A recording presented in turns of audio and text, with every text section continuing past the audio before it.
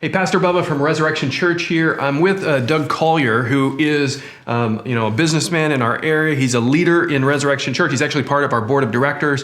And we wanted to talk to you for just a moment about what's going on in the Middle East, right? I mean, as you know, there's all kinds of trouble happening in the Middle East with the United States pulling their troops out of Afghanistan.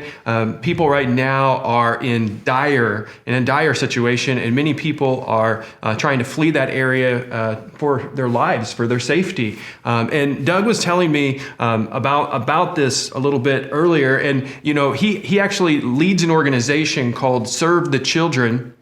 And his organization is trying to help what's happening in the Middle East. So why don't you tell us a little bit just about what you know is happening right now in the Middle East. And then after that, you can tell us how you guys are trying to help, right?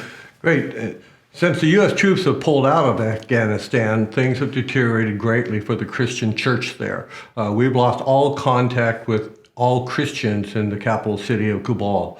And many people have fled over the borders into neighboring countries and looking for help of any sort that they can get to escape the Taliban and all the atrocities the Taliban are committing against not only Christians but against women and young girls. Mm-hmm. And so we're posturing ourselves right now to help these people who are needing food, housing, education opportunities. Right.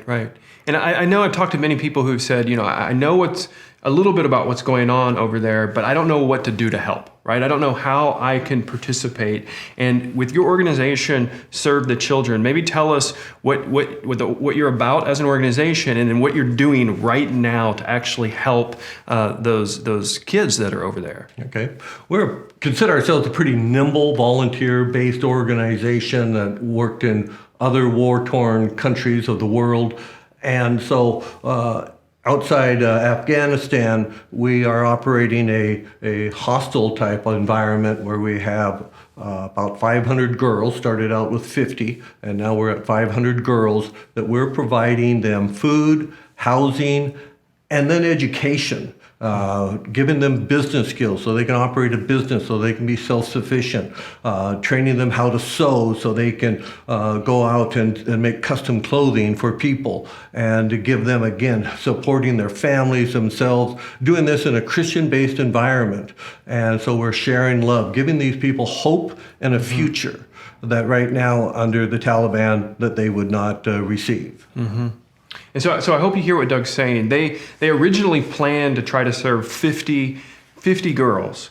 And what happened is they ended up having 500 show up, which is a very good problem to have when there are more girls showing up saying, I need help, I need food, I need shelter, I need safety, I need education. And so right now there is very much a real practical need, a way that you can help, and that is to help support Serve the Children as they help these girls. And practically this is what it looks like. For $130, they can feed and house and educate one girl every month. And what you're hoping for is to be able to feed, house, and educate these girls for multiple months, right? Because you're waiting for the UN to come in and give relief and support. But until that happens, they're on their own, apart from Serve the Children helping them. And so this is where you come in, because you can actually provide the financial resources to care for these girls during these months ahead, so that they actually get food and shelter and safety and education. I know that for your organization, this was kind of a step of faith to jump into this need, wasn't it? Well, that was a big step of faith. It was really easy to deal with 50 girls, and about 4 weeks ago, and then about 3 weeks ago, all of a sudden that jumped to 500, and that was just overwhelming us and the board of Serve the Children, and how are we going to do this? And so we're just going out, reaching out to people. It's going to be a big project for us, but the impact that we can make in their lives for Jesus Christ is just unbelievable. Mm-hmm. Mm-hmm. Absolutely.